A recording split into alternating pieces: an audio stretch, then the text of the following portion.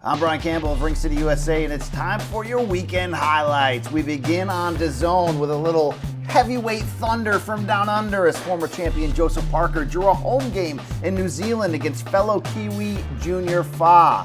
And here's where my mention of anything resembling thunder becomes false advertising. These two heavies did a lot more holding than hurting throughout this 12-round affair, with all three judges favoring the 29-year-old Parker in the end by unanimous decision. It's his fourth straight victory. That's one heck of a lay right there.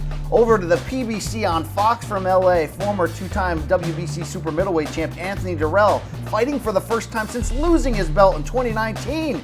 Only this would be anything but a stay busy fight. Unheralded Kyron Davis moved up in weight and refused to be intimidated by the DOG. Both fighters landed within 3 punches of each other in 10 of 12 rounds, mostly spent inside a phone booth. In the end, the judges were split. The 36-year-old Durrell forced to take a lateral step, despite calling out IBF champ Caleb Plant in the aftermath. Back to DAZN in Miami, it was the return of Canelo Alvarez, but on the undercard, a bit of a heavyweight banger. Unbeaten Chinese heavyweight Zhang Zhilei floored American journeyman Jerry Forrest a total of 3 times early in this fight.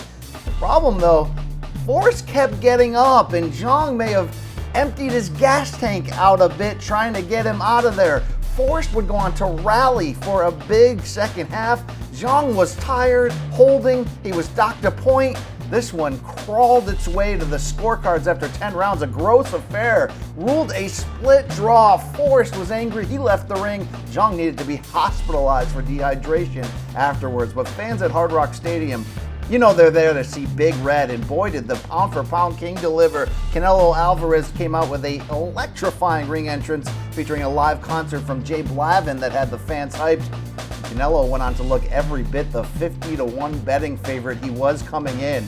Talk about a iffy mandatory fight here. WBC challenger Avni Yildirim hadn't fought in 2 years, and he was fresh off a loss. He really didn't fight in this one either. Canelo had his way with him for 3 rounds, dropped him in round 3 with a beautiful 2-punch combination, and on the stool between rounds, Yildirim would not answer the calling from trainer Joel Diaz, and the fight was stopped. Canelo Alvarez looked amazing defending his pair of 168-pound titles.